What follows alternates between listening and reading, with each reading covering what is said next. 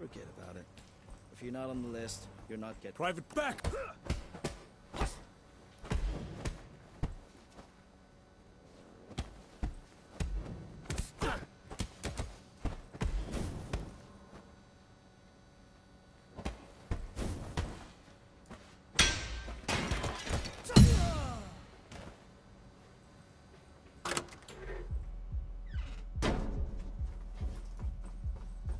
Yeah? What do you want? Sean, where can I find him? Guys, we got a problem here. You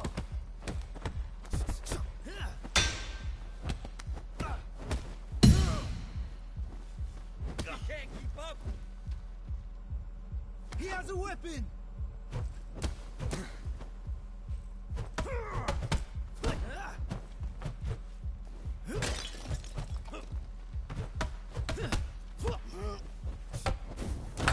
After all!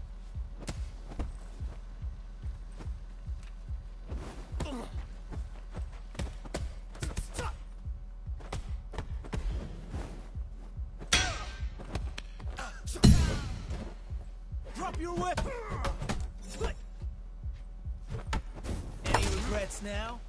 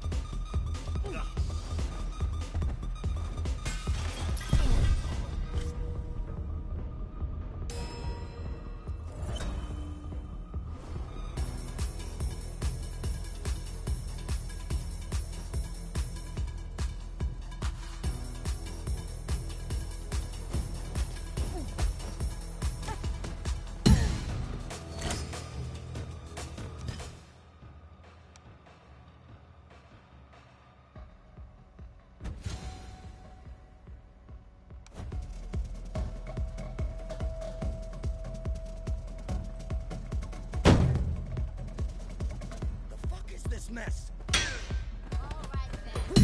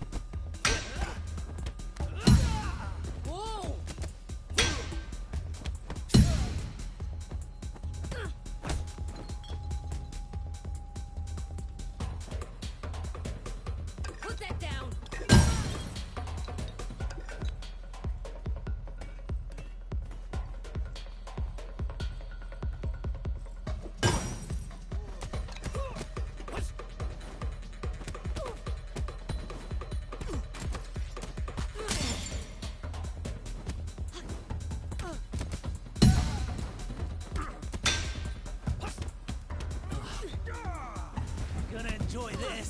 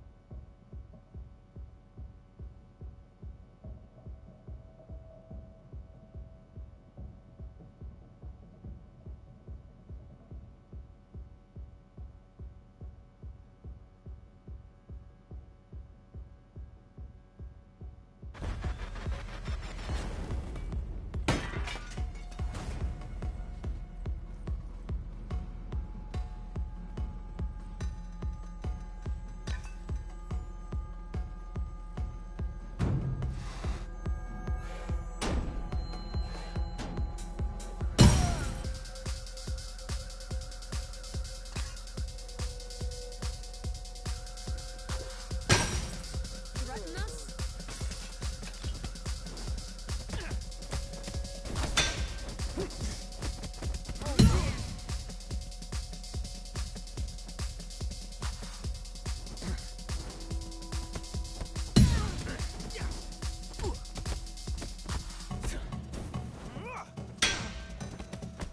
Alright.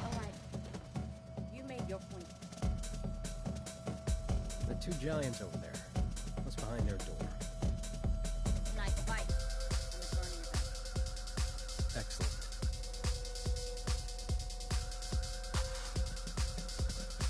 This part of the club's off limits.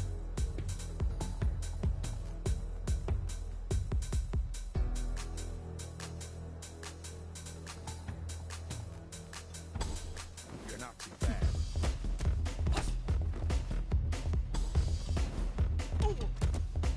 Ah!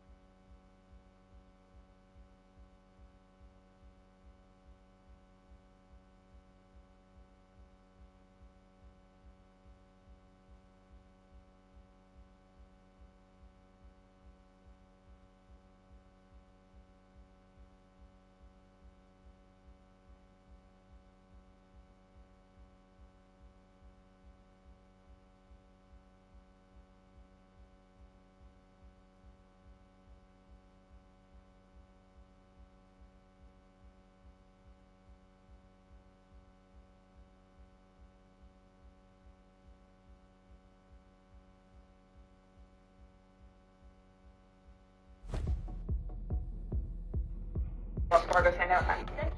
I had a Phillies first game tonight since the blockbuster trade was closed. When will James Harden join the team?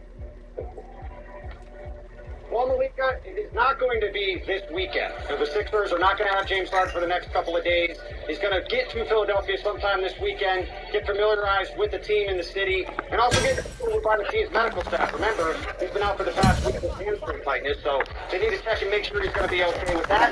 And that means that the first game that he has to play is potentially going to be next Tuesday, which happens to be against the Boston Celtics here at the Wells Fargo Center. And after that, the Sixers play in Milwaukee going into the All-Star break. So if Harden is able to come back next week, those are a couple pretty big marquee matchups to get an immediate look at how he and Joel Embiid are going to look together on the court. Okay, so it's going to be a couple of games before we see James Harden. You're up the next day. You're working on the really great things with Miami tomorrow night. And General Manager Sean Marks spoke for the first time today since trading James Harden for Memphis. So did he pull back the curtain at all on what went down there?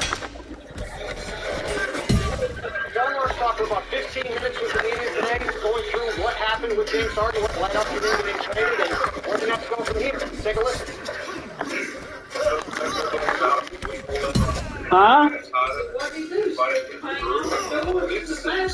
It didn't have paint. It had it was all plastic coverings.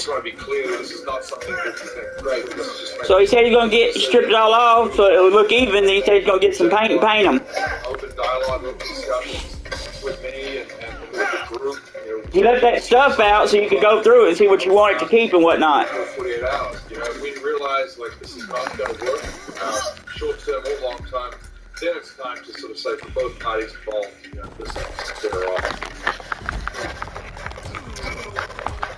When you look at the situation going forward for the Nets, the two things I asked Sean Marks about were what caused James Harden to decide this was time for him to leave the Nets, and whether Kyrie Irving's vaccine stance was part of the reason that led to James Harden deciding it was time for him to leave the Nets, and have that fresh start both sides need, according to Sean Marks. While Sean Marks wouldn't get into specifics on what led to James Harden deciding to leave, he did say that the person that's most frustrated over the fact that the Nets have only had 16 games with their big three together on the court before having to trade James Harden is Kyrie Irving himself, saying that Kyrie Irving is still looking for a change in New York City vaccine mandate, which would allow him to play in home games. It also does leave out the fact, as Kyrie has done in the past, that if Kyrie got the vaccine himself, he would be able to play in these home games. But Kyrie has consistently said that's not going to happen, and as far as Sean Marks said today, it does not seem like the Nets expect that to happen either. So now they move forward without James Harden, who is going to be here in Philadelphia soon, and the Nets have to wait and see when they're going to get Kyrie Irving and Durant on the court together. Absolutely, and it is interesting, like you said, I understand from an injury perspective where that frustration comes in, but what is that saying? Control what you can control? There's a controllable here if Kyrie is the most frustrated member of the Nets. Tim Bontemps, thank you so much. I really appreciate your time. All right, so before we break down what these teams actually look like on the court now that all these trades have gone down, Richard, do you remember what you were saying to me yesterday about being petty? Yeah, if you stay petty, you ain't got to get petty. All right. If you stay petty, you ain't got to get petty. Well, Kevin Durant, he made your motto proud. My guy. Last night with our friends on the Inside the NBA. Take a listen. I'm going to need some size, so I'm going to need some size and interior. Especially with Giannis and LeBron James playing such great basketball this year.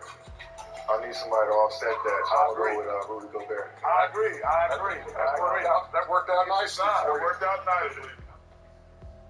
So my favorite part of that whole thing, though, is when LeBron James says, wait, but is James Harden healthy? And Chuck says, well, he got traded. He's healthy now.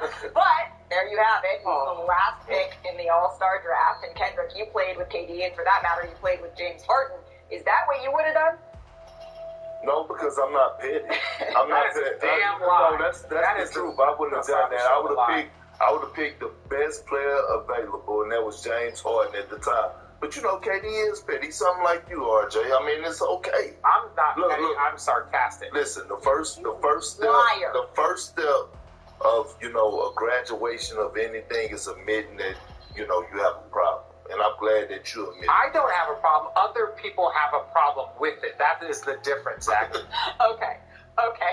Together. Can I just point out? I don't want to talk about their problems. Go ahead. I just point out, LeBron didn't take him either until he had to. So maybe he's being petty too. I don't know. Rob was being petty. Rob was going to wait till the last moment till the decision had to be made, and he was hoping it was going to fall. The way that these guys, Rudy Gobert's the last pick every year. So if they really went out of their way to pick James Harden last, if Rudy Gobert went above him, they always disrespect the Jazz. Thanks for watching ESPN on YouTube. For live streaming, sports, and premium content, subscribe to ESPN Plus.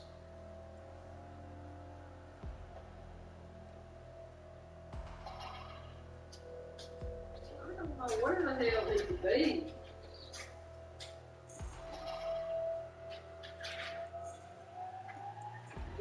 Oh.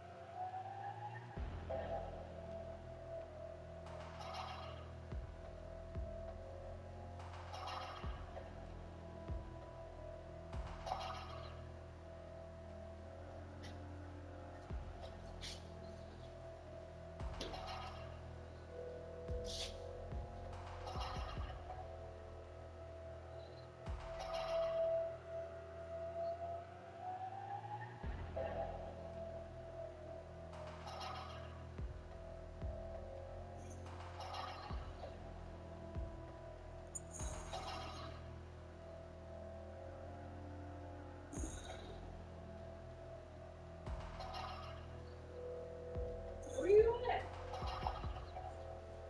Okay. Didn't worry about you. Oh, really? All right.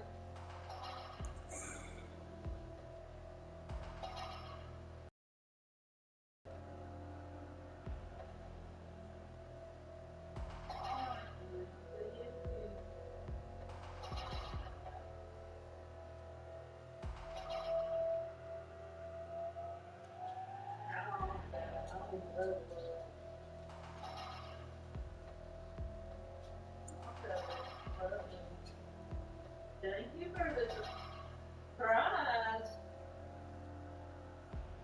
Yes. Wow.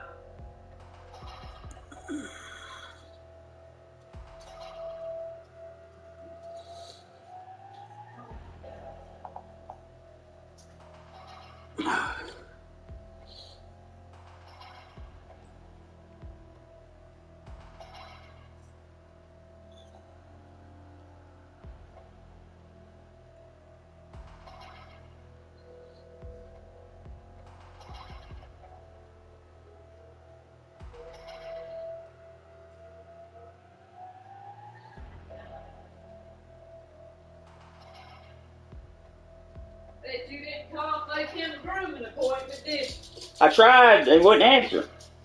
Where'd you call to? That new place wherever. Oh, the one in Clay City? Yeah. Well,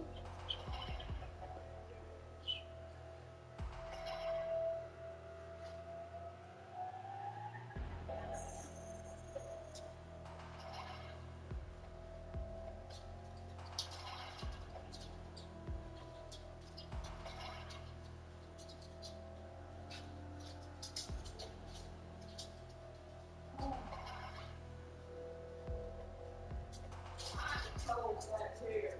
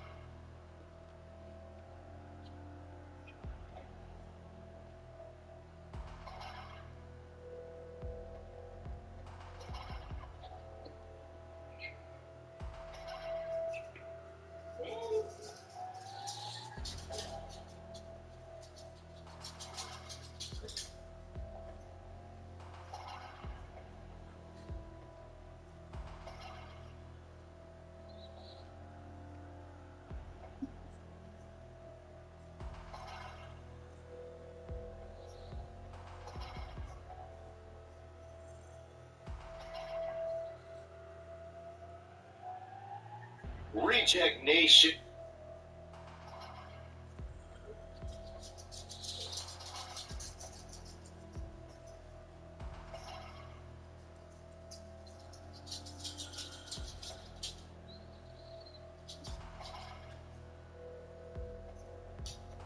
Oh God.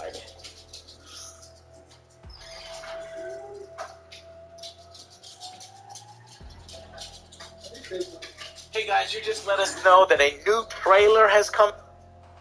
Check out what this DC Movies official The World Needs Heroes trailer. And they put a thumbnail of The Rock. Truck running okay? Okay, here we go. No, not Really? Okay, hold on. So the 3. What are you talking about? Superman. Oh. Heroes, but not that Not hero. that one. Because, Let's end this quick. Well, I don't know. Maybe it might be a hero. There is multiple heroes. okay, right. Make an announcement. Okay. No, they got Batman front and center. Alright, here we go. 3, 2, 1. Let me looking for a man. 3, 2, 1, go. Batman. Find a way, Batman. Aquaman. Hold on. Oh shit! I gotta start this down. What the hell? That looking like the mummy.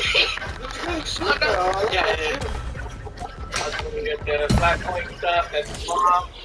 Trying to save his mom from dying. Aquaman coming back.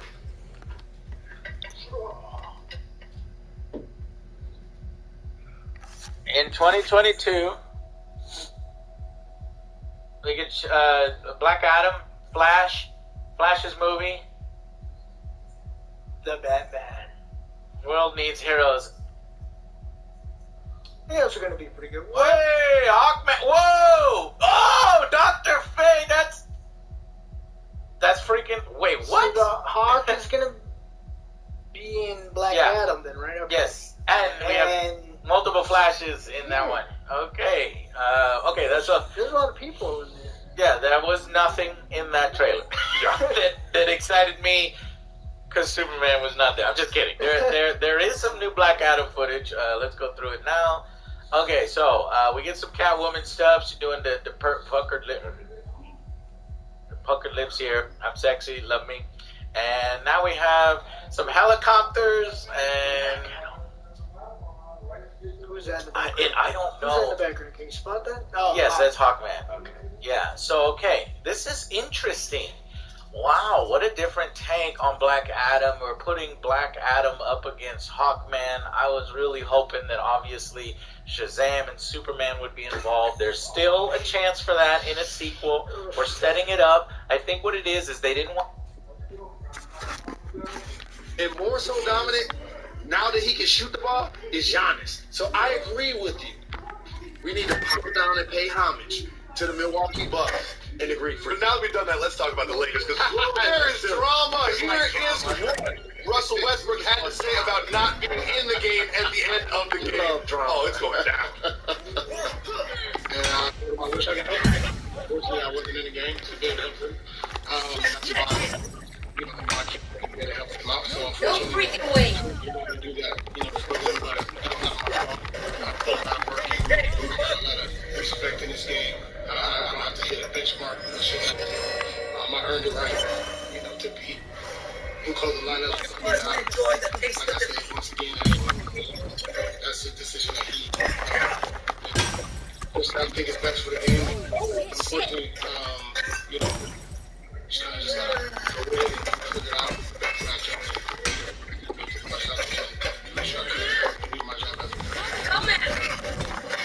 This wasn't the plan. That wasn't the plan. When they traded Trez, KCP, Kuz, when they didn't re-sign AC, when they tore everything down to bring in Russell Westbrook, it wasn't supposed to go like this. He wasn't supposed to sit out entire fourth quarters. The entire fourth quarters of games.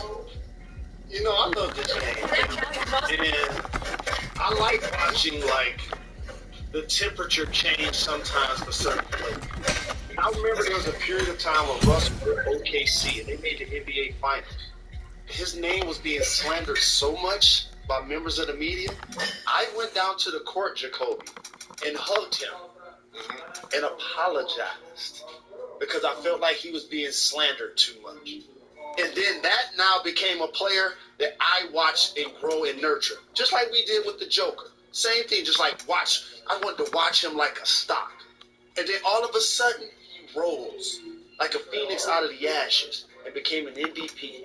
And everybody loved Russ. And I just sat back and I was like, that's awesome. Now as a member of the Lakers, I literally hate this for him. And let me tell you why. First off, he's from LA. Second, he puts on for his hometown. You remember when Nipsey died? Of course. Right over my shoulder. The late, great Nipsey Hussle passed away. You remember what Russell did to pay tribute? Over 20 points, rebounds, and assists in the same basketball game to pay homage. So now you get a chance to play for your hometown team. And your home fans are booing you. And you're not playing. And now you're being benched at the end of basketball game. We need to show some more footage from last. By the way, we can do the whole show of this. Oh yeah. I need y'all to re-rack Russell's lowlights from last night. In particular, the one play where he shot the jumper and Giannis was like, "You with us." That's exactly. You play a lot of basketball. He was 8 feet from the ball. He was 8 feet from the hoop, and Giannis knew he was gonna miss that. Like if somebody would have said, "Hey, Giannis, I bet you $50 million right now. Did he make or miss this?" That one right there. Right? Like that's embarrassing. Like, yes. Like, he didn't put his hands above his head. To some people, that looks like a miss. Right? Oh, dang, he's struggling. You know, it's going to be a tough time for him or whatever. But that shot right there lets me know something.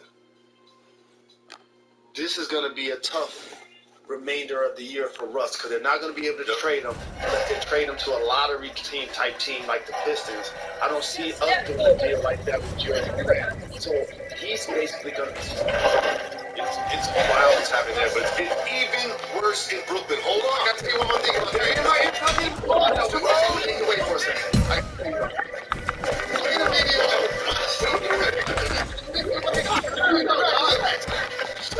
Show the video of Russ talking to the LeBron is going to look him in the eye. LeBron's just going to look him in the eye. It's right at the end of this clip. This is when you're about to get the jumper you were talking about. Giannis didn't put his hands up. Oh, go ahead. You had that for 7 feet. You had that for 7 feet. It's right after this turnover. Look at LeBron's eyes. Look at LeBron's eyes. My eyes and see his eyes. To his eyes. They're not even looking at him. They're not even rolling. It's like he's not even rolling. They're not even rolling. So that movement right there. And I feel bad for LeBron's having a great season. AD is too. And he's having a great season. This is not what the play was. But we can't ignore this. AD made Russ will guard Giannis. And AD that is. Yes, he was. Okay. Thanks for watching on YouTube. Live streaming and premium content. Subscribe to ESPN.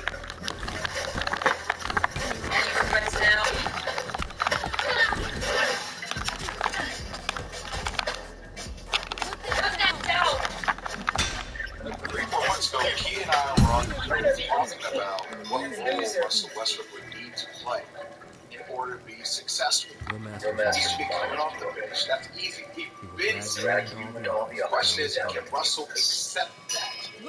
Russell needs to rebound and push the ball and be Russ when LeBron is not in the game. LeBron is in the game. The next step in the iteration of Russell Westbrook, which he has never been, by the way, is he has to be a cerebral point guard. Russell Westbrook has always been one of the best reactionary players in the game of basketball. Speed, innate ability to attack the rim, super athletic ability, a relentless approach. When have you seen Russell Westbrook have to think the game? When you talk about point guards, understand time and pace, right? Key, you talked about that play the other day, sideline, out of bounds. He takes the ball, everybody's walking off the court. He pushes it, rushes to the rim. LeBron's like, what are you doing? Time and space, dude. Understand who you're playing with and how to navigate that.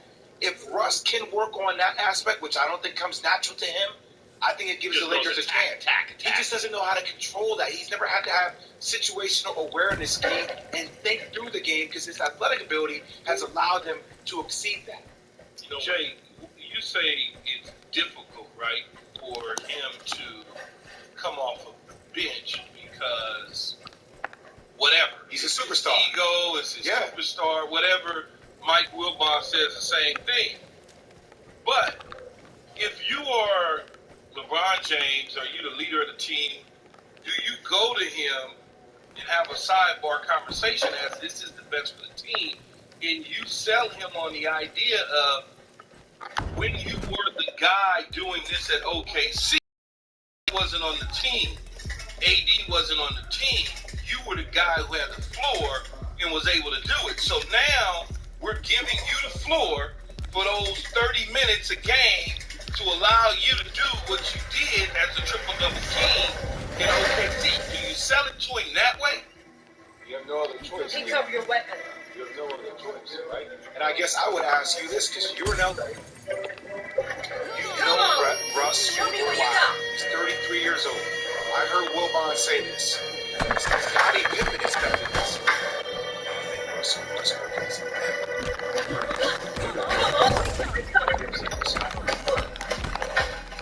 ever. Like, I think that's going to be the problem. Pippen was a better player than Westbrook. That's one of the problems. That Westbrook's going to Pippen. I'm not Scottie Pippen. Scottie Pippen. But it's all about how you communicate. I agree, Keith. Something to somebody to get them to do what you need them to do. You don't go in there demeaning his skills and telling him anything. Well, you ain't Scottie Pippen to make him feel like that. You have a conversation. No, what I think is key. What I'm saying is the problem with Westbrook, and I call Westbrook because he's just act. The problem is he would take being called Pippen as an insult. Not understand. Actually, it's not an insult. That's a but see, I don't know that to be true. Having known him since losing either high school, junior high, when he was junior high, I don't know him to be that way. It's all about the approach. When you deal with high-level athletes, it's the approach. It's not with his fallout with KD, for instance. It's the approach. It was you just left in the middle of the night. You didn't tell me, hey man, I'm thinking about doing this, this week. It's the habit. Get out of here next week. It's the approach. It's how you communicate with somebody like that. If you go to him, and this is what I think. If you say to Westbrook, we need you to make this run, but we need you to do it with the second unit because that's our best position for you to be able to get on the floor because LeBron has the ball. He's basically the point guard. You're in the corners. You're not a guy who can pull the trigger at the level in which we need you to. But if we put you on the floor by yourself, it's all you. You can't fill it up. You might go, you are, who was his name? I lost his name. Will. You are Lou Will. You're the Mal Crawford. You're the Will from the Clipper days. You just go and fill it up. It's all yours for 20, 25, 30 minutes. Go get yourself some buckets. I bet you he go, yeah, that sounds about right. Kid, you know what else I would tell him to, LeBron? Hey, man, just because you're open, being wide open, doesn't mean that you have to shoot.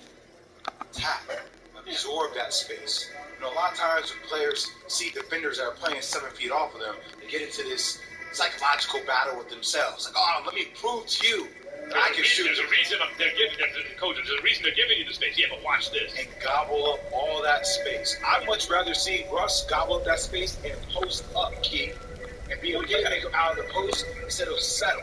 And once again, this all doesn't fall on Russ, but I do think the energy that Russ could bring to this team, if channeled the right way, could be uplifting for them. They could make it tough. He's got a little bit of a Ben Simmons problem because they can lay off him. But what he can do when they lay off of him is he can now just get in the key, whatever you get, back down, push out to the dudes that can shoot, or just simply, just because a dude laying off of you, don't mean you can't blow past him. Right, and Westbrook has the ability to do all that. And I think, Jay, one of the things that is surprising to me is LeBron James' presence on the team, right? And you brought this up, the fact that they brought some balls in your hands. Now it was LeBron's spot up. What is he, a role man? Like, what will down the stretch? Like, what are we really talking about? That's not, this dude is a million, he goes to the finals every year.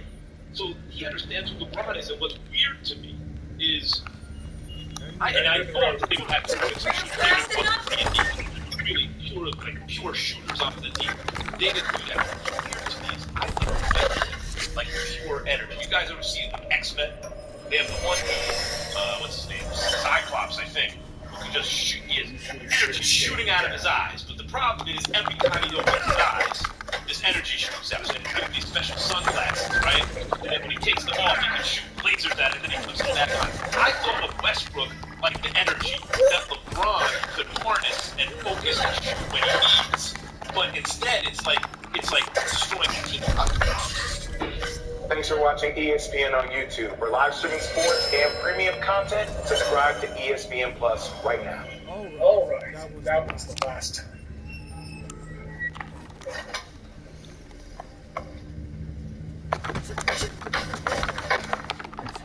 Are they right now the best team in the East?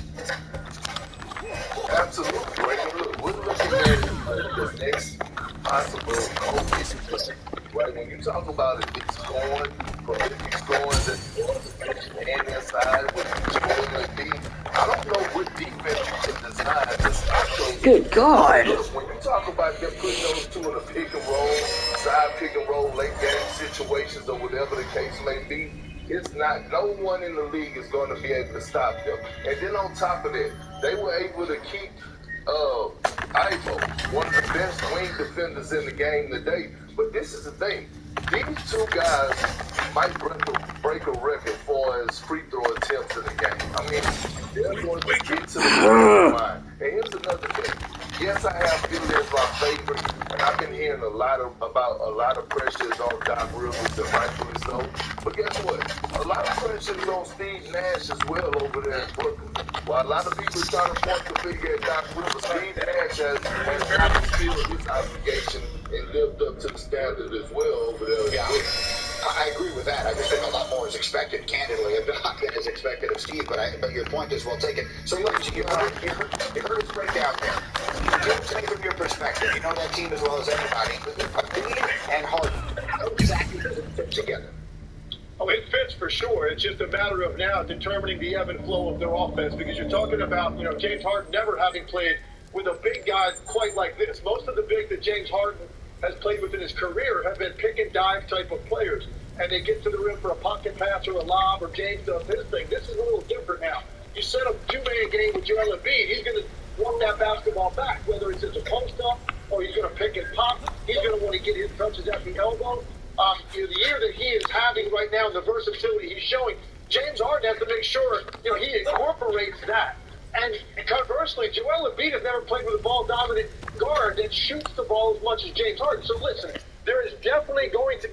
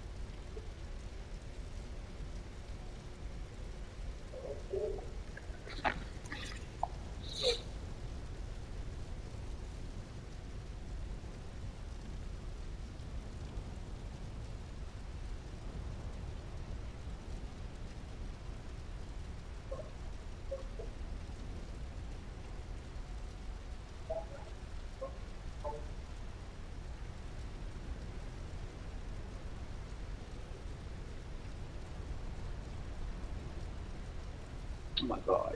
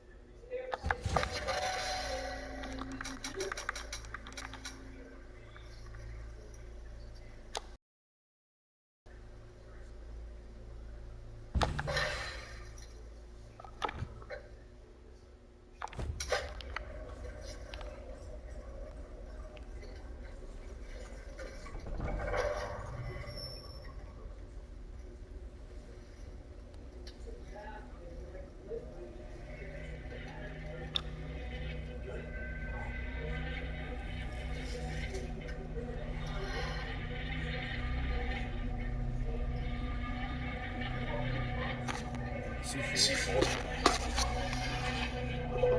My homicide bonus.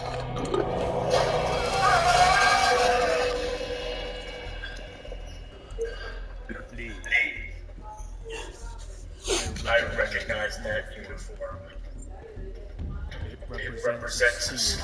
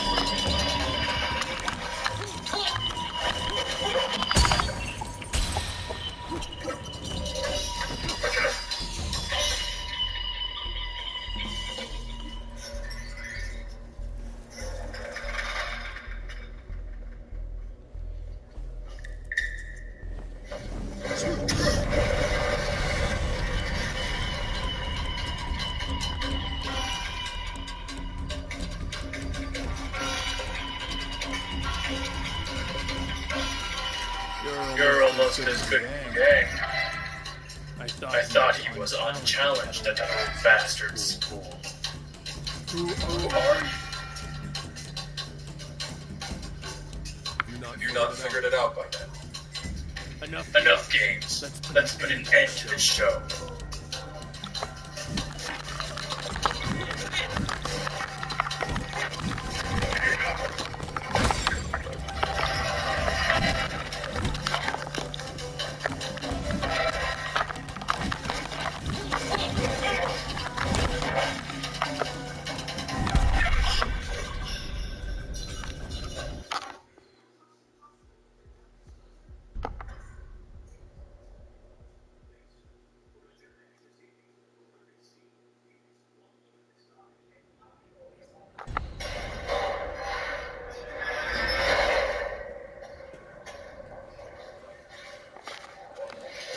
Forget about it. If you're not on the list, you're not getting it. Right, go back up!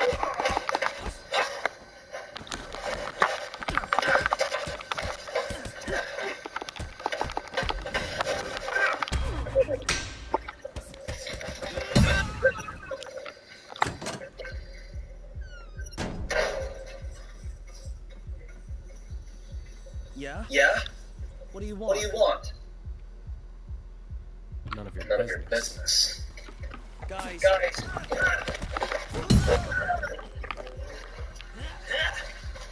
Be careful! He's got a weapon!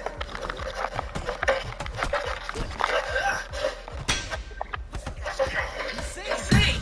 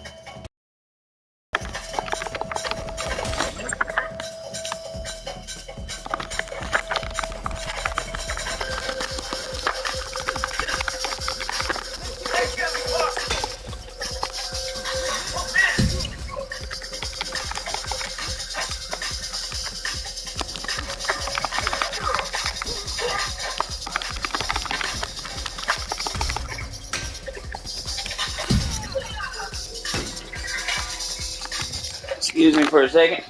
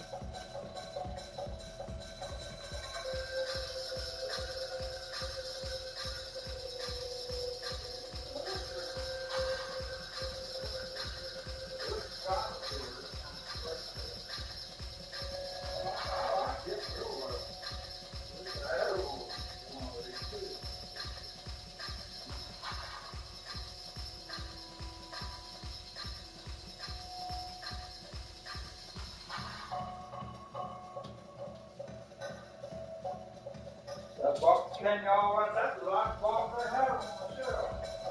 Yeah.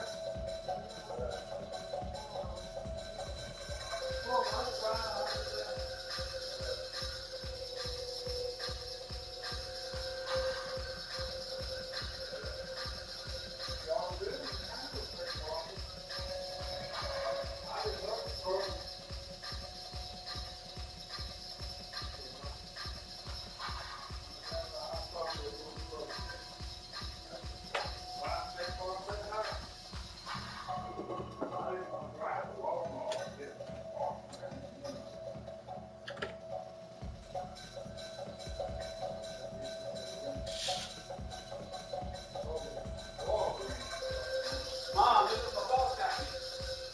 Where did you get it from? You gave it to me. He wanted it in a rack. But he said, all right.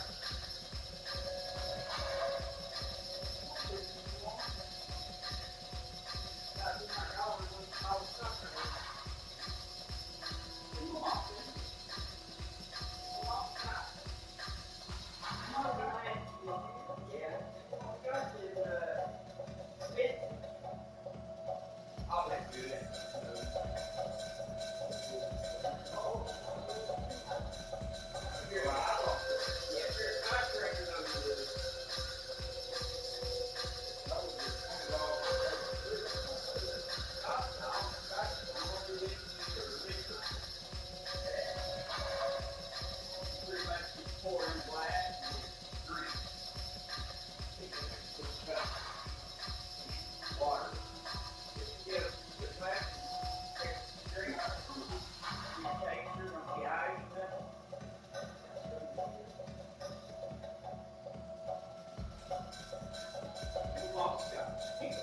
They wanted that raffle that Forrest would do it too.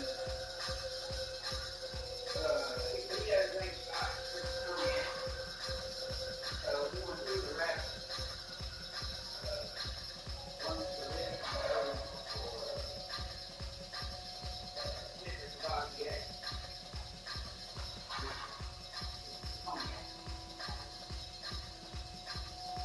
He said, you know, the difference between South Texas and Frank and me, you know?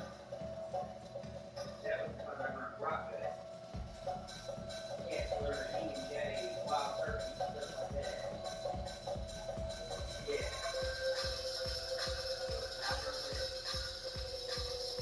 First shot of shot. Wow. One shot of hell.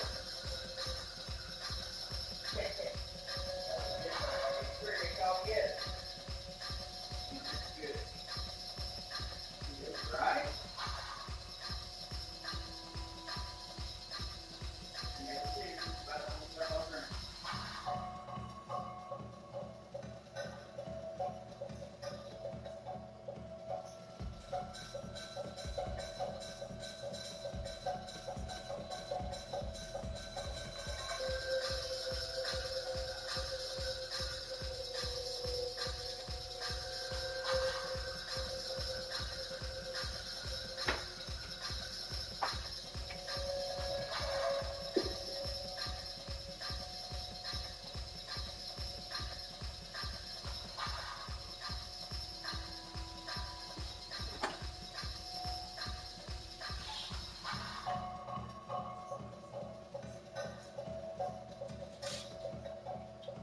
Look what it came with, though.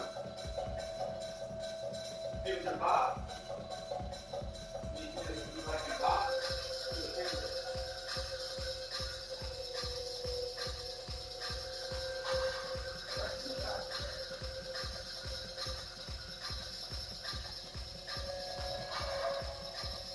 That's 50. This is almost $300.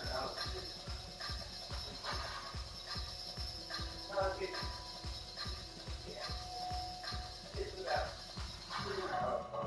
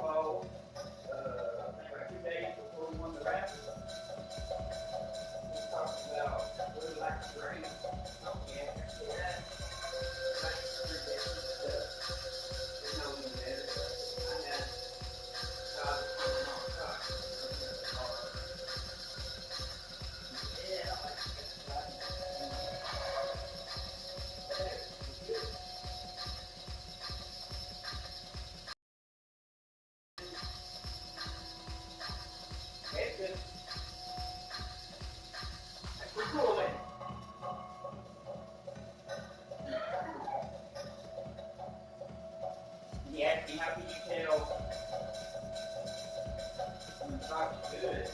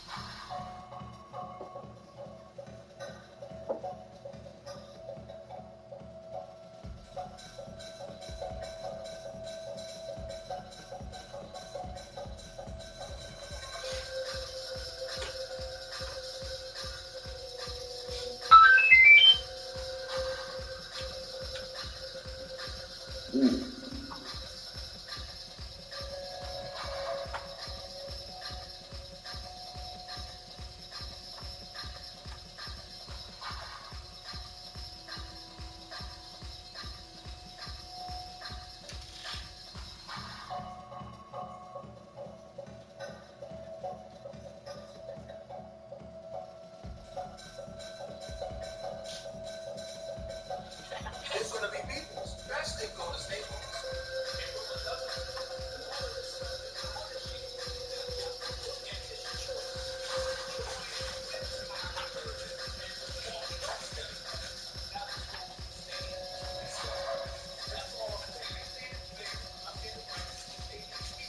Any of y'all want any of this candy?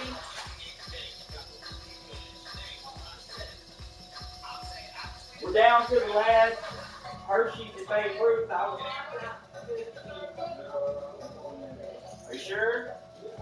Okay.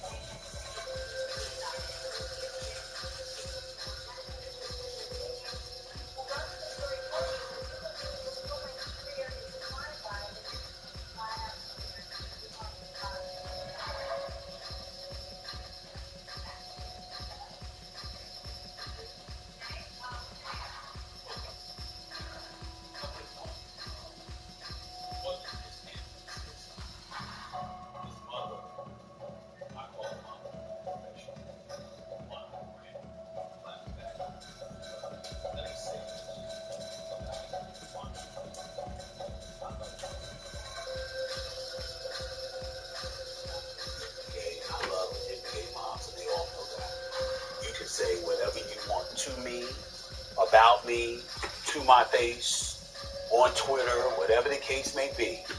I'm going to do nothing but show you the utmost love and respect and deference because that's how I genuinely feel about you. So I take no offense to what she says. She's speaking up for her son. She has every right to do that. That's number one. Number two, Kevin Durant knows good and damn well I have no personal agenda. Molly, I challenge anybody to find who's the person that calls this dude the best player in the world. All the time. That would be me, KP. Kevin Durant, the best player in the world, when healthy. I've always said that. I feel that way now. And he was en route to win an MVP until he got hurt. And now Joel Embiid has taken the lead by storm. Here's what I think Kevin Durant is missing. And I don't want to hear stuff about him being sensitive or whatever. That bothers me because Kevin Durant has a right to express it when people are talking about him. I'd rather you do that than not do that.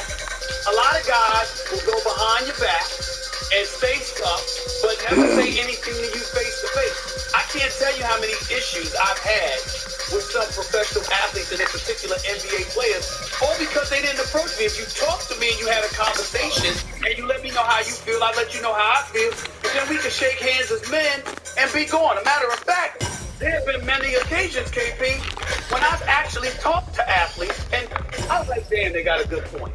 And what do? I come on TV and I correct myself because if I'm going to say something publicly about you, if I'm wrong in any way, then I'm going to go back on TV in public and correct myself. I'm not going to correct myself in private when I knocked you publicly. If I knocked you publicly and I was wrong, I'm going to say I was wrong publicly. In this case with Kevin Durant, I don't believe I'm wrong because I'm not talking about him, the player. He is a superstar. He is a first ballot Hall of Famer. He is one of the greatest players we have ever seen.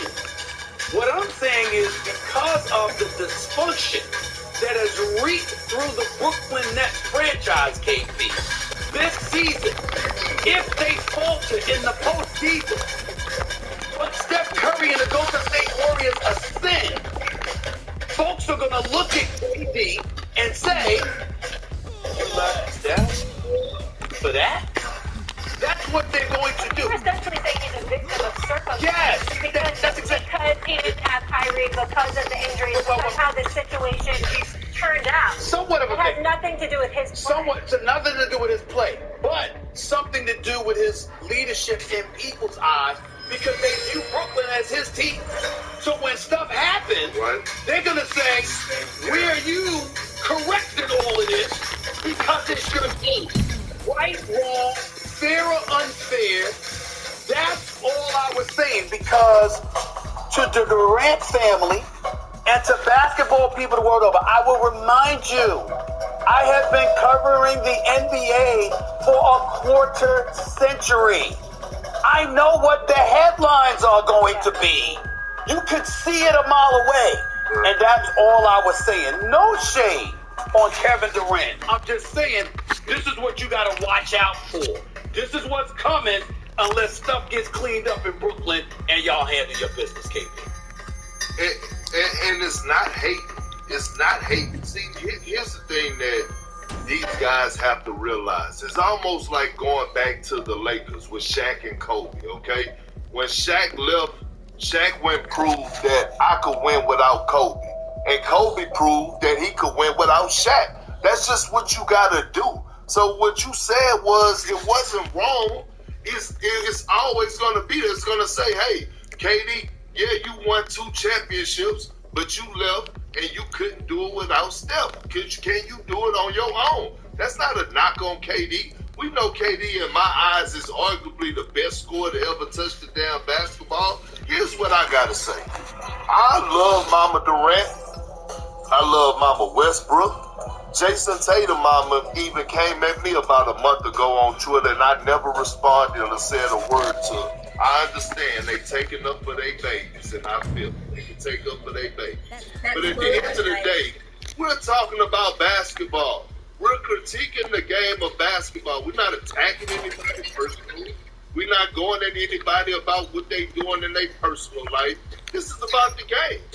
I'll be the first person, and you too, Stephen A., to give props when props are due. But if things are not going well, which is not in Brooklyn at the time, and it's not because of KD, because KD been balling, but it's because of his homie, his little homie, his so-called brother, that they can't seem to get under control some type of way, or they can't seem to get him on the same page. Thanks for watching ESPN on YouTube. For live streaming sports and premium content, subscribe to ESPN Plus. Get up.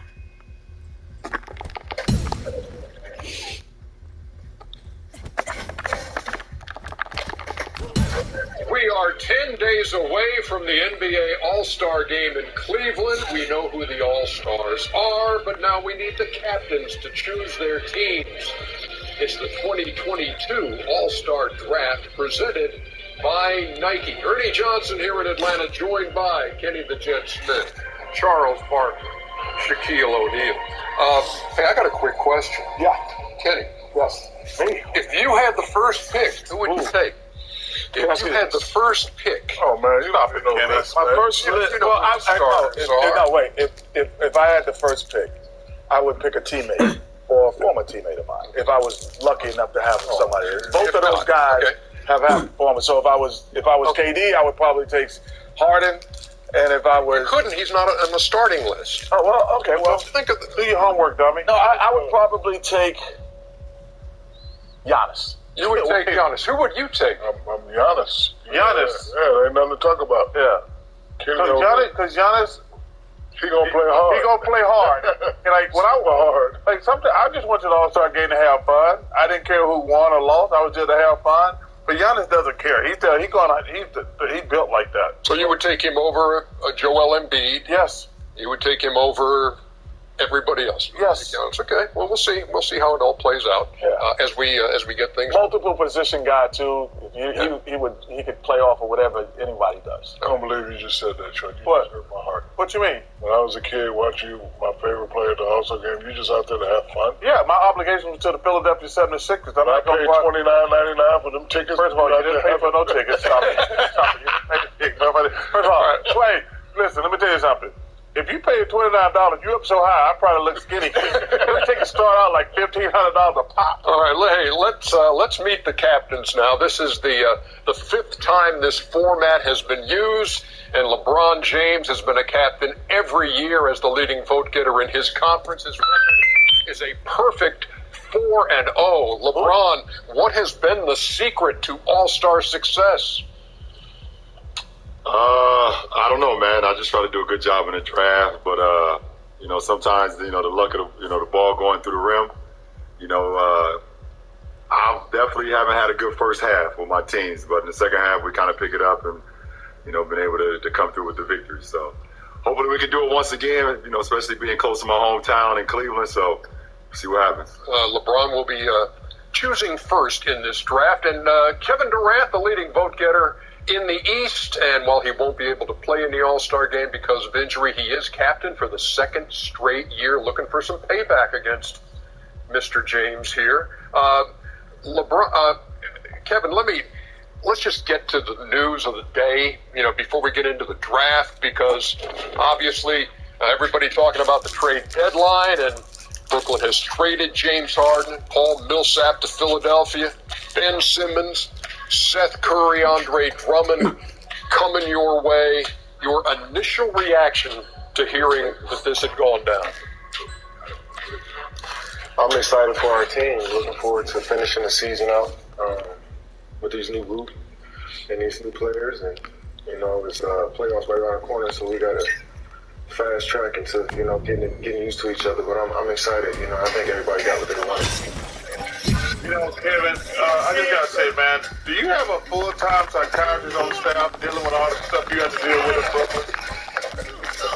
What I got to do? I know that. You got to deal with the James situation. You don't deal with that anymore. You got Kyrie going on. I mean, it's always drama around that team. So I know you got to have somebody to talk to because it's hectic. I love my brothers regardless. KD, you look at what you guys acquired and what you guys let go. Obviously, with James, the floor was spread differently. Now, Ben being there, Steph, what do you envision in terms of when you come back, the stylistically that you guys are doing? Well, that's a good question. I feel like we got versatile players, so we'll have to figure it out and figure out what works for us. But I'm just happy that we got guys that want to be a part of this. Hey, LeBron, watching from a conference away, what was your take? I mean, obviously the conversation's been going on for quite a while now between those two teams, and from the outside looking in, it looks like both teams got what they wanted, and wish both teams the best, wish the players the best. It's all about competition in our league, and no matter who get traded or who doesn't get traded, at the end of the day, the game is won in between the four lines, and that's where you take care of the rest. Let's get back to the draft now, and let us not forget that a key component of the All-Star game is the money raised for charities. LeBron, you go first. Who you playing for? I am very proud to announce that I'm playing for the Kent State I Promise Scholars Program. These are my kids that's now at Kent State that started in the I Promise program in third grade, and now they're in college. And, they've been awarded full-time scholarships. With the first year, their freshmen, they had their room and boarding taken care of. And these are kids that come from the same walks of life that I came from in Akron, Ohio. And for them to have an opportunity to graduate college, to be on a college campus, for them to have an opportunity to be able to live dreams that they didn't even believe or their families believed, this is something that I envisioned for a long time, and for it to become a reality now that I'm really up here playing for my kids that's been a part of my program for so long, it makes me extremely happy. You got kids graduating college? Man, you've been around a long time, brother. Kevin Durant, the Greater Cleveland Food Bank is who you're playing for. Tell me about it. Yeah, looking forward to going out there and representing them. They feed so many people, 57 pounds of food to 400,000 people across Northeast Ohio. So looking forward to representing them and coming home with a W. Guys, I think we're just about set, aren't we? I know we're already here. I know these guys have weighed in on who they would pick first, and LeBron will have the first pick. We're going to start the selection process with the starting lineups in the 2022 All-Star Draft presented by Nike in just a moment.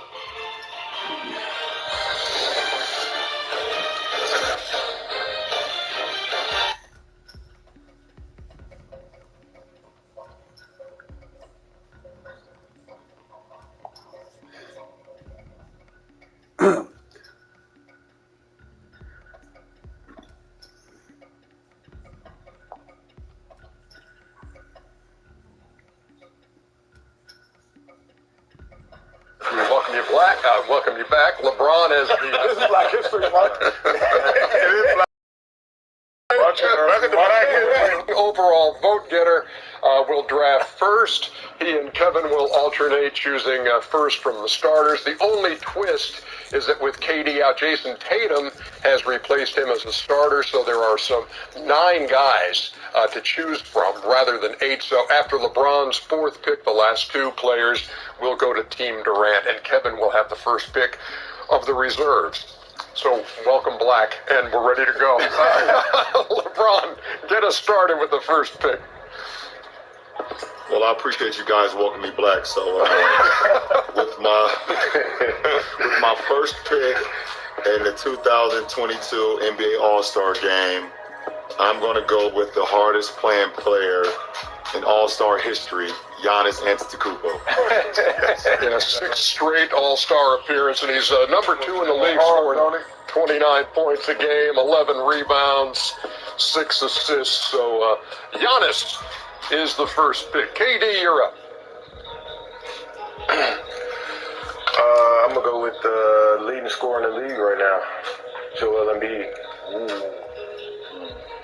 Okay.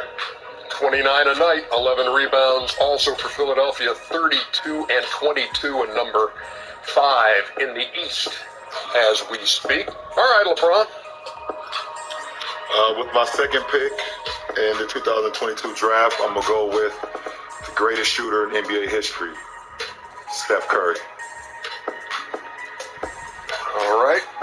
Can't be mad at those two picks. No, it's no. I mean, I think it's a pick you're gonna be. You mad. really can't go wrong with a lot of picks Those here. top three guys are gonna be pretty damn hard to guard.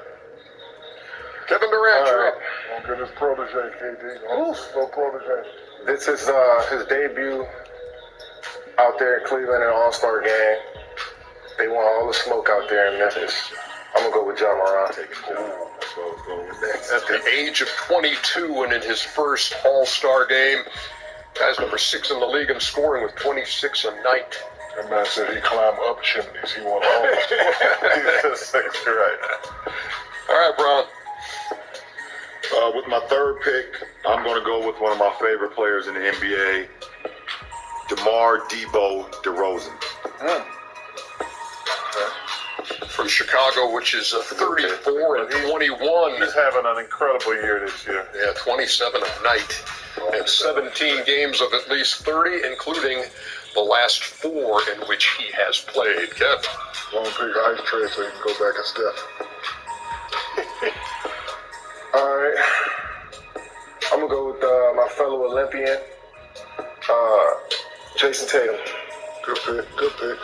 Jason Tatum, of course, into the starting pool because of the injury to KD. By the way, KD, before we get to this last pick, I mean, can you tell us how you feeling and where you are in terms of coming back to play? No. I didn't think so. but I had to ask. Okay, LeBron. And with my next pick, I'm going to take the wild card, the Joker. 8th in scoring, 2nd in rebounds, 8th in assists for the reigning MVP, and that means the last 2 players both go to Kevin Durant. You get Trae Young, and you get a first-timer in Andrew Wiggins, KD. I like it. Did you know that you're going to be getting the man known as Mr. Fantastic in this draft? Who's Mr. Fantastic? And Andrew Wiggins is Mr. Fantastic. Just listen to him as a youngster. My name is Andrew Wiggins. I'm better known as Mr. Fantastic. I play as well. My hometown is Toronto. That's a fantastic. Mr. Fantastic news to you as well. Have you heard that one? That's news for sure. Yeah, that's news.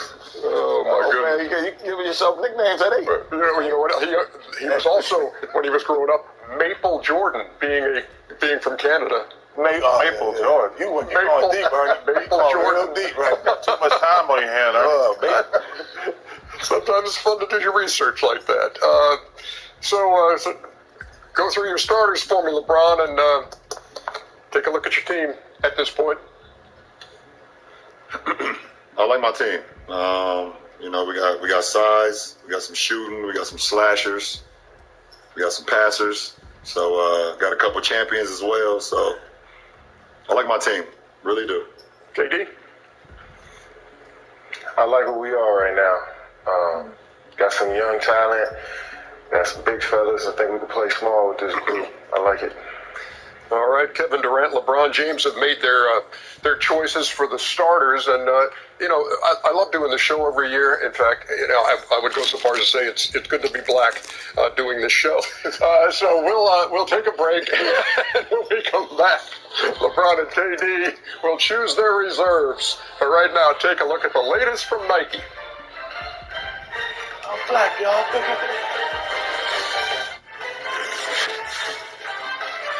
We welcome you back to the 2022 All-Star Draft. Katie, what are you shaking your head for, man? Y'all got it. All right. First pick of the second round belongs to you. You got 14 names on the board now for the reserves. And go ahead, Kev. All right. Scott rocks a lot of drives a lot of old school cars to the games. Team got the best record in the league. In the Valley, I'm gonna go with Devin Booker. 26 points a game, number 9 in the league. Suns are 44 and 10. All right. What, 10? Yeah, that's not bad. What you studying there, LeBron? You got some idea?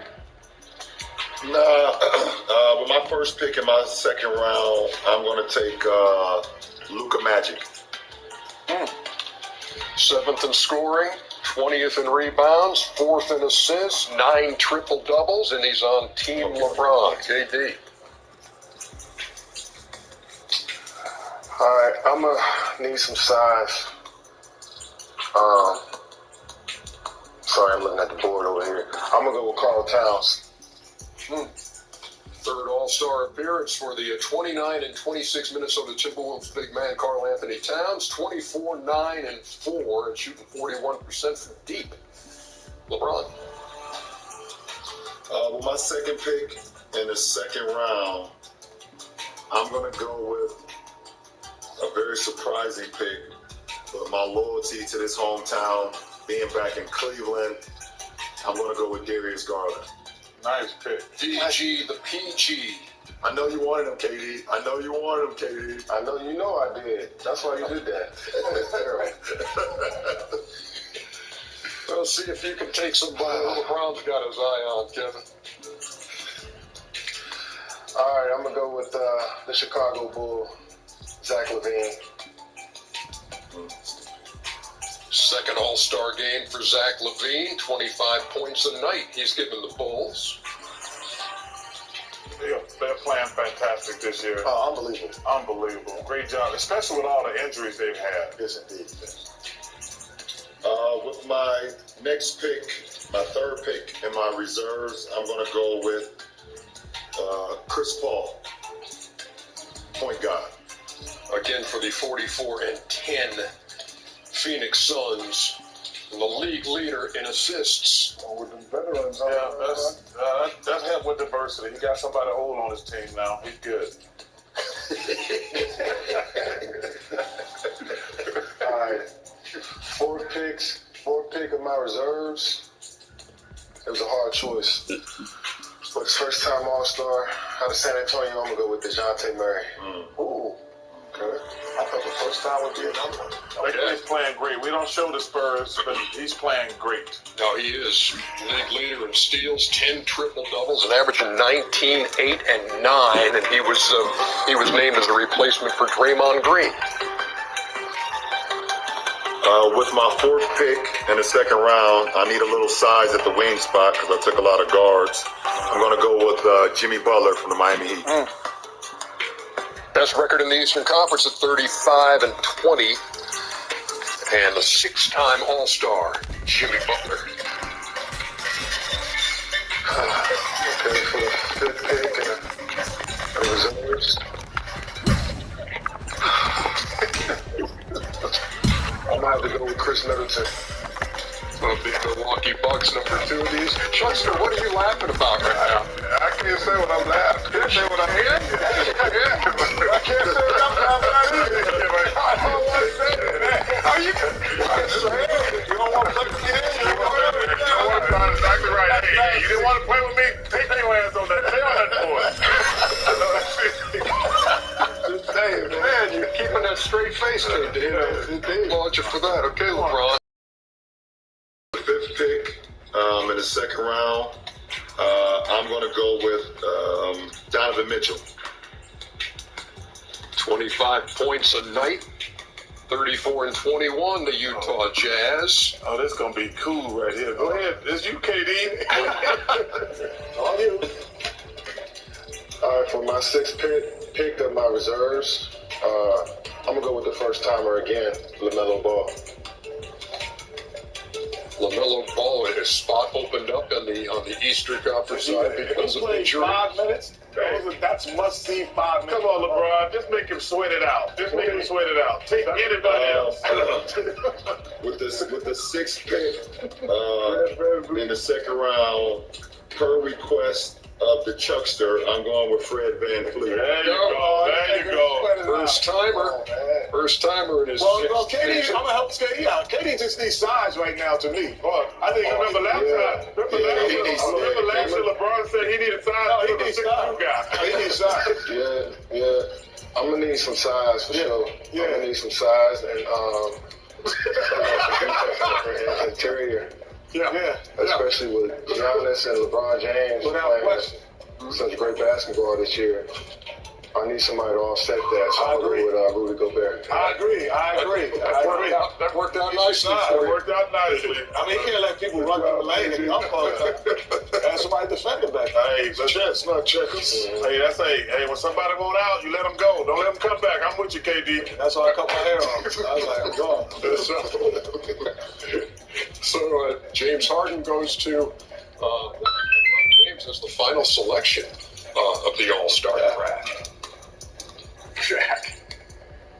He hasn't played. Is he healthy? Who's that?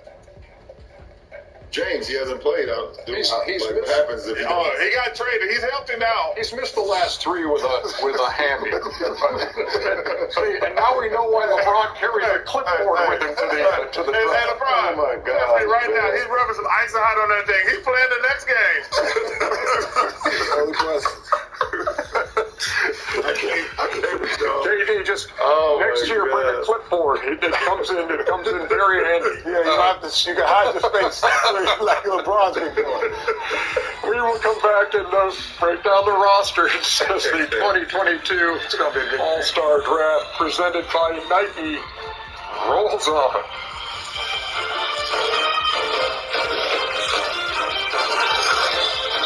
And we welcome you back. Time for some reflection on how this draft went and how these guys like their teams. And Kevin Durant able to fill that need for size there with his last pick. Take me through your team and tell me why. Are you going to finally hand LeBron a loss as a captain here after he's gone 4-0 so far? Yeah, man, this is the perfect time, him being back in Cleveland. I think it'll be good to give him an L there, his first L in Cleveland. But I'm excited about my team. I think we got a versatile group that can pretty much do everything. So I'm looking forward to it, man. That size is really going to help me when we got LeBron and Giannis out there. So great picks up to work. Hey, in all seriousness, I know you kind of blew me off the first time I asked it, but fans want to know too. I mean, where are you in your rehab process, and is there a timetable for you coming back on the floor? Folks want to see it. No timetable, but I'm doing better for sure. It's a little more than we got the first time around. Okay, LeBron, take me through your team. No, I like our team. We got size, we got quickness, we got shooting. We got guys that play hard.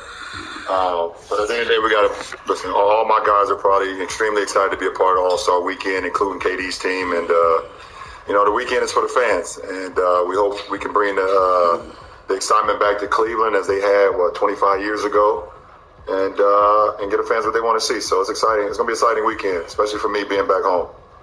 And part of that too. Look, this is the diamond season, and both of you guys on that team. What's that going to mean to you both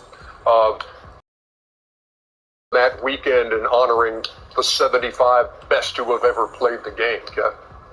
Well, it's an honor. I mean, this league has done so much for the world in general and produced so much great talent. So to be amongst the 75 best, very humbled and grateful for the opportunity, and looking forward to being around the other great Hall of Fame players in this class as well, so can't wait. LeBron? Yeah, I mean, just to piggyback what KD said, man, it's an honor. I remember 25 years ago watching, those guys, get those leather jackets and stand on top of that podium. I thought that was an unbelievable moment. You just talk about the greatest 50 players that ever played a game of basketball, and just seeing those guys stand on the floor, and then seeing some of the other guys that was, watching those guys from afar, hoping they'd be a part of the next 25, and to know myself and, KD be a part of this next 25, which is the 75 greatest players of all time. It doesn't make sense to me still. It's very humbling, and I'm grateful to be a part of it, but it just doesn't make sense still to me. Just, knowing the game that I love.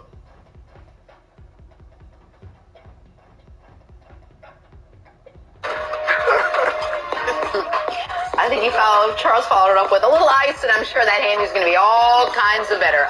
Yeah, Harden goes last.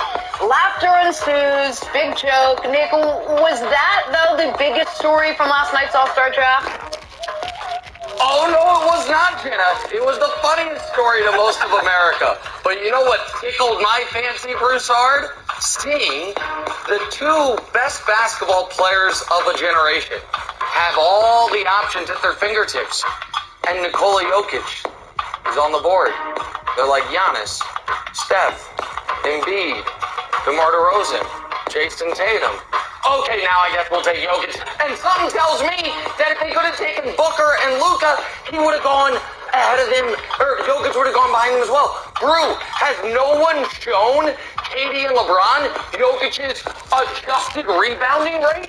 Do they not know he's the third greatest player ever, according to BPM? Have they not seen his newest VORP rating? Or are they kind of in agreement with me? He's really good, but there's a lot of guys better than him. Oh! A lot of ground to cover on this trade deadline day before we bring you the Nets and Wizards, followed by the Bucks and the Suns. Matt, you okay over there? All right. You all right, Matt? You're going full throttle, man. I need to tell you. That NNTNT all I can say is thank God for curling tonight at the first game home. I'm going to be watching the curling. Hey, it's TNT NBA tip-off. It's presented by CarMax from Studio J. Ernie Johnson, Charles, a curling fan. Kenny the Jet, Shaquille O'Neal.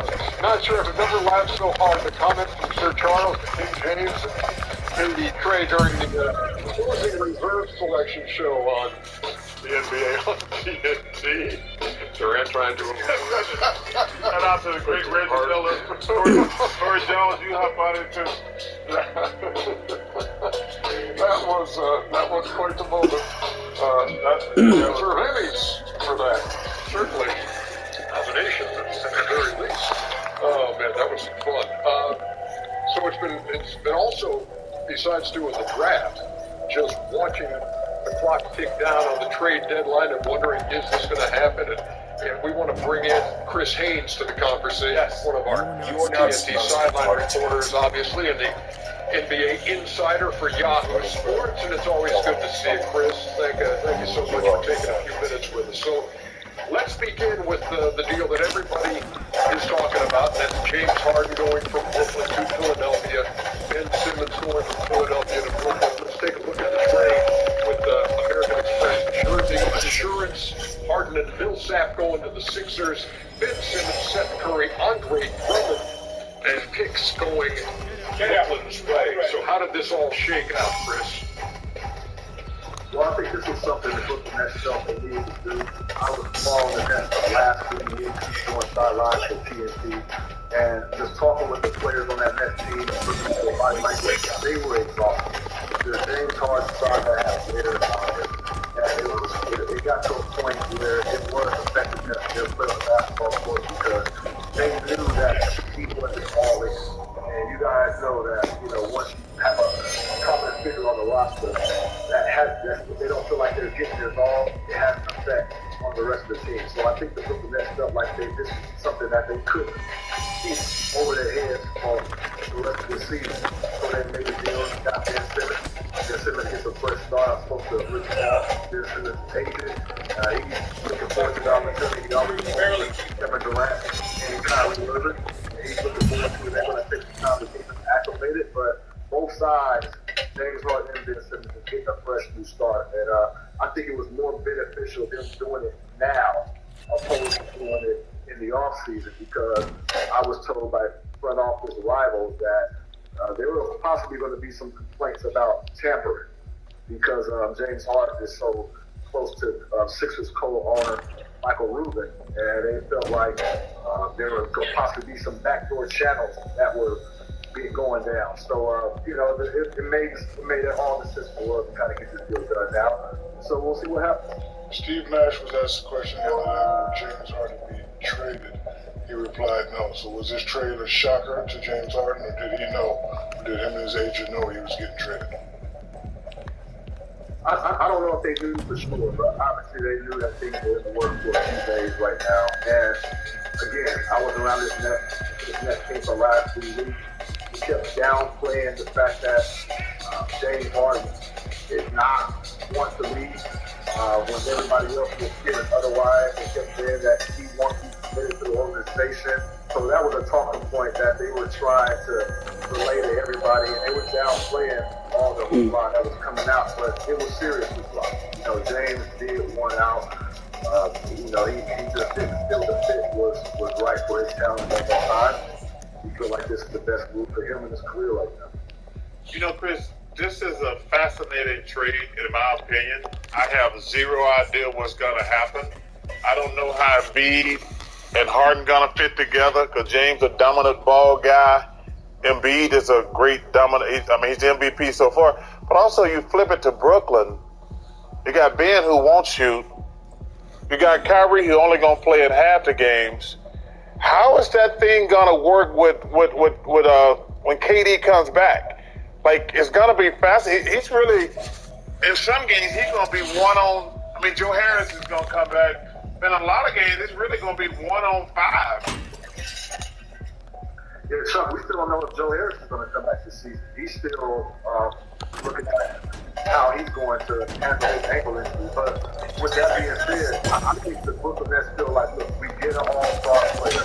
Obviously, this is an all-star player that has to fit on the offensive end. But we get him in a guy that wants to be there most importantly, and a guy that's going to be able to play as soon as they get him activated. So I think they looked at the landscape of the league and realized that this was their best option. This was the best option that they had out there. And it didn't make sense to make a move in the offseason. And you got to give Brooklyn credit for, you know, they got Andre Drummond, Steph Curry. They wanted to put Bible in there as well. You know, I spoke to Bible's agent, Aaron Goodwin and Eric Goodwin. And, you know, they were on Sean Marks and El Brand of the Sixers and making sure that, look, make sure you want to do this. This is the number one, statistically, the number one defender in the league. And so the Sixers were able to keep Bible out of that deal. So it's going to be tough. I don't know if this propels the Nets to like making that next step, but it's definitely a player that they can work with, not just this season, but next season, to try to make that championship push and eliminate the distraction. Chris, I don't know if you've asked the execs at either spot this question, especially in Brooklyn. Is this a next year move if you're thinking of Brooklyn? Because if you're looking at winning a championship, that was the thing that was supposed to happen this year. And now you have a guy like Sean said, can only play in half the games, the ones only on the road. You have a guy who hasn't played in a half the season, or 3/4 of the season. So you have another, your best player, who actually hasn't played in the last 10, 15 games. So is this a next year move? And you ask that question, we're going for the championship this year. I think you have to be realistic. When you're talking about a championship this year, is it possible? Yes, it is possible. But you have to work Ben Simmons into the fold. That's going to take weeks, maybe a month. We don't know how long it'll take to get back in the fold. And not just get back in the fold, get back to playing all-star Ben Simmons type of level of basketball. They don't know what the New York City Magic in the last city. If Kyrie, if that restriction is lifted, Kyrie will be able to play him. So there's a lot coming there. To answer your question, Jimmy, I think you have to look to next season to say, okay, I think the situation with Kyrie will be resolved at that point. Ben Simmons will be up to form at that point. You got to look towards the future.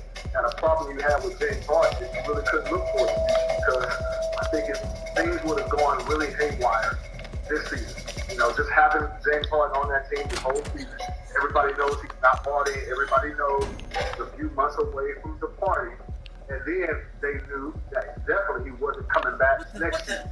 So I think this is a move for the future. One more thing on this trade, and then we'll move on. You talk about Ben Simmons acclimating. I can understand that, new system, etc. But from talking to Rich Paul, do you get the impression that emotionally Ben Simmons could play right now? I don't know the answer to that, Ernie.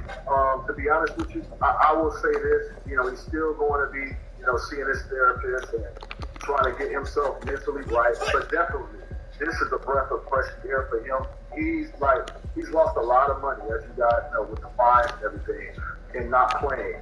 And this is a huge weight off the shoulder. So him going into a fresh start and playing for a player and teams that he trusts. He feels like he's trusted right now. And that's the big thing with Ben.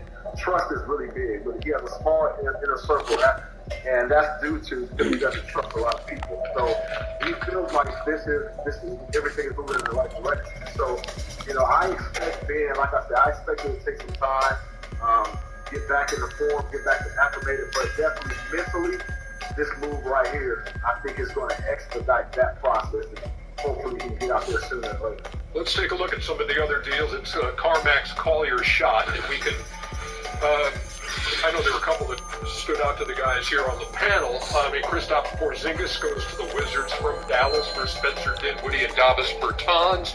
Montrezl Harrell is now a Hornet. The Suns had Torrey Craig and Aaron Holiday. The Milwaukee Bucks, Serge Ibaka is now a Buck. Great pickup, 4-team deal. And the Boston Celtics, Daniel Tice is back with the Celtics. Derek White from San Antonio to Boston for a Celtic team that is playing much better at this point. So which of those spotted you, Chris? You know what? You know, they're all solid moves. I would say probably I would stop a little bit with the Kristaps move to Washington, bringing over Spencer Dinwiddie. We all knew that Dallas was the shooters. Everything kind of came off the board. That was a little bit surprising. And what the Wizards were trying to do as well. Bradley Beal is likely to want to step into free agency. So you don't know what he's going to stay at long term.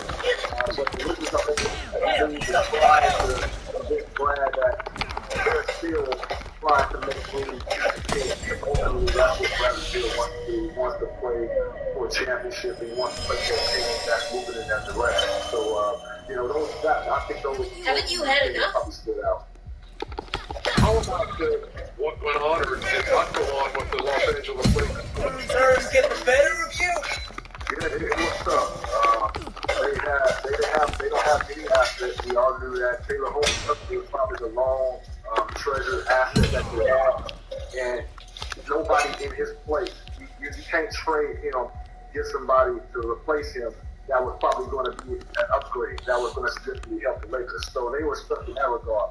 But what I was told is, sources informed me that the Rockets did reach out to the Lakers to offer John Wall for Russell Westbrook, but they wanted the Lakers to include a first-round pick. The Lakers declined that. So that was the end of that discussion right there. So as far as that goes, there was really not much more that the Lakers could do. So this team is standing pat. Sources inform me they're going to go into the buyout market and see what can be done there. But it's still looking dim there as far as bringing in somebody that's going to help and transition them to a team that we all thought was going to be a contending team. So, Chris, me and Kenny made a bet about a month ago that the Lakers are going to win 6 games in a row. Are you riding with me or you riding with Kenny?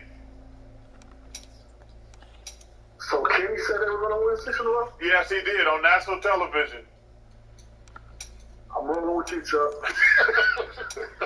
Still early. Still early. Still early. It's not even the midway point. We're about we're more than 50 games. Yeah, we got 30 games. So you said you go ride with Kenny, they go win 6 in a row? Chris, they winning a championship. You're a good man. We appreciate you taking time with us tonight, man. Thank you. I got up before. Anytime, guys. Tell Draymond I said hello. Yeah. I thought George will do that. I thought the whole time we was talking to Draymond. That's a bit of a resemblance. We'll be coming back with more here on TSP. Presented by CarMax. In just a moment. Half man, half a season. Trying to break a 9-game losing streak. Didn't I tell you?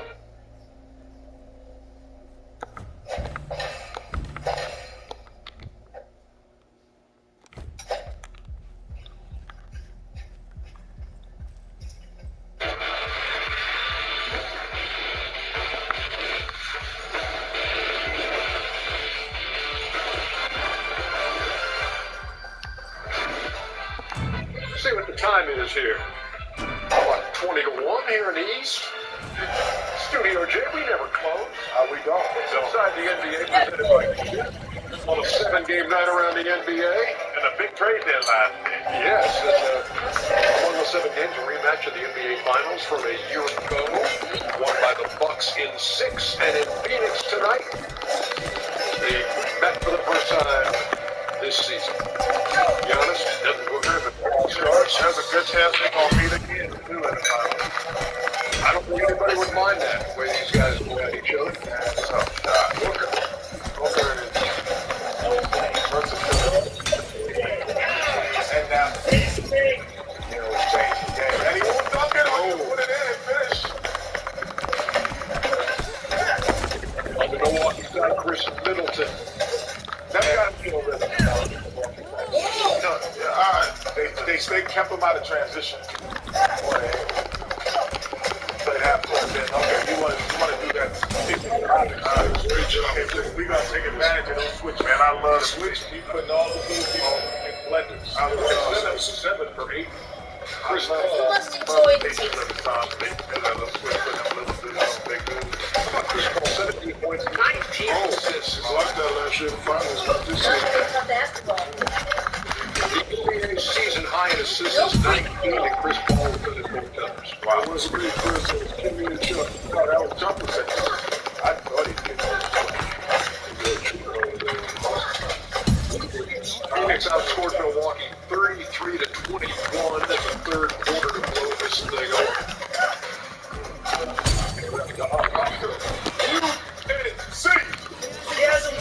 Sure using this year. 20-point game going to the fourth quarter, and the beat goes up. Aiden with the roll. CP3. Step back. Got you. Too late. That's why I don't like the switches. Switches to the man guys. That's the easiest. 2 more challenges lay ahead. Dexterity and endurance. Yeah. They're gonna be smart. Sometimes these guys are so impatient that they don't even wait for the mismatch to develop. They just jack it up. Phoenix now 36-3 when they lead at the half, 34-0 when they take a lead to the fourth quarter. Got 68 points in the paint, their season high, and outscored the Bucks 68-50. They're 19-1 are the Suns now when they shoot 50%. They shot 57% in this one, 131-107. Milwaukee loses the game. Pat Connaughton. That's big. Broken hand. Yeah, but that's tough, man. Yeah. That's a little bit DiVincenzo. That's a big loss. Yeah, and they trade DiVincenzo, and on that day they lose Connaughton. We don't know for how long with the broken hand. You gotta stop the game. 131-107, whatever. Who's that Cologne? From Rob Sloyd. No, I'm not good. No, I just. I was just trying to wake everybody up. We woke. Everybody leave. Yeah, I know you're woke. I know you are. You know, it's going to be interesting. The Suns are the best team in the West. And they're the best team in the NBA. They are, but I'm saying, the way I'm looking at it right now, the Warriors and the Suns are the 2 best teams in basketball. This game today was a message from the Suns. We have been meeting the finals again. Not going to be the same pushover that we were last year. To be honest, you're not going to get a Chris, we're not going to let you get involved. We're a different team. So I wouldn't call them a pushover last year. Well, if you lose, you're a pushover. No. Get out! Pushover. No, swept, you might be a pushover. One of my best friends, Charles Barkley, said this. Nobody remembers second place. If you're in second place, it wasn't a pushover. Listen, I'm going to take my hat off to Money and James Jones. That's not good. Yeah. They've done a fantastic job. I love the fact that he didn't stand still. I don't think a team, whether you win or lose, can stand still. You have to add pieces. So James went out and added some pieces. The Suns are the deepest team in the NBA. Can the Warriors get healthy and catch them? That's, to me, is going to be the biggest storyline in the Western Conference, because the Suns got to have the first or second best record. But can Draymond, Wiseman, Memphis is 3 games behind the Warriors, but then the Warriors catch the Suns. That's my biggest gripe. I don't know if they're going to be able to catch them. I think the Suns are going to be record-wise. It really doesn't matter. If you're one of those two, you know how to play on the road. I think, for me, the only way I think the Suns don't win the West this year, let's talk about that, how they don't win, is I thought last year, Ayton, when he got into foul trouble or when they couldn't play big. But with the addition of, which is funny, and interesting rather, is the addition of JaVale McGee and what he's done and how he's matured into that role changes the dynamic. Because I always say about a big, you don't have to be able to shoot threes, but you have to be able to defend the three. And JaVale McGee can defend the three. And I think, especially a guy like Draymond, that will give that length. He's just as athletic and quick. They can guard him a little bit under the grip. That's what makes that series. To me, that they almost become unbeatable unless injury, based on the way McGee is playing to keep everyone in their position. And I disagree with that. I don't think it's going to come down to the bigs. I think it's going to come down to the little dudes. You got the two best guard combinations in the NBA. They're going to play each other for 7 games. To me, that's a toss-up. They play and be ready to go by then. You got Steph against Chris. You got Booker against Clay. You cannot ask for a better matchup. The two best guards in the NBA combinations going head-to-head for 7 games. That's going to be must-see TV. I think you're absolutely correct, but I don't think Golden State is worried about catching things. You have championship experience. Like Kenny said, you can win on the road. I think they like where they are. They don't want Memphis to catch them, but I think they're comfortable in that number 2 spot. Playoffs start today, they will play Minnesota. So Phoenix, the top team in the West, wins. How about Golden State, the number 2 team in the West, at home against the New York Knicks? And Steph, either team made real moves at the deadline. I was really surprised that the Knicks didn't do anything. And then Fournier for 3. I think Green got to settle down. And I think it was a big mistake. They're not doing God. What would if you were what's the piece that not the player you would have got rid of, but what's the type of pieces? Anything better than some of the players they got? Okay, anything. I don't mean that. I mean other than Rondo, everybody's tradable in my opinion. Everybody. And you never know, you might get a diamond in the rough, but other than Julius Rondo, I don't think anybody on this team is untouchable.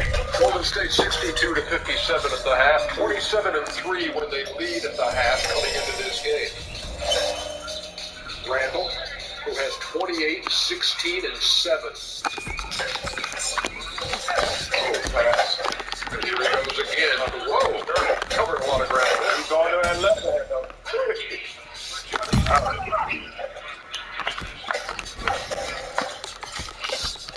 Alex Burks out of the corner from Cam Reddish.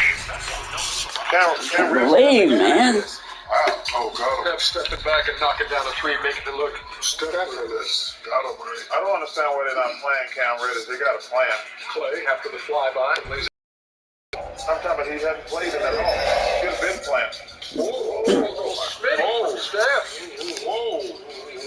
See, Kenny, this is This is actually a perfect example of what me and Kenny talk about. The switching bad defense in the NBA. Check this out. That would have tied it up. Wow. This one would have too. Clay. He lost him here. Oh, you can't get it out of here. I actually think that was a really smart move by Steve Kerr. Going to him in that situation and say, hey, you are our guy, you're back.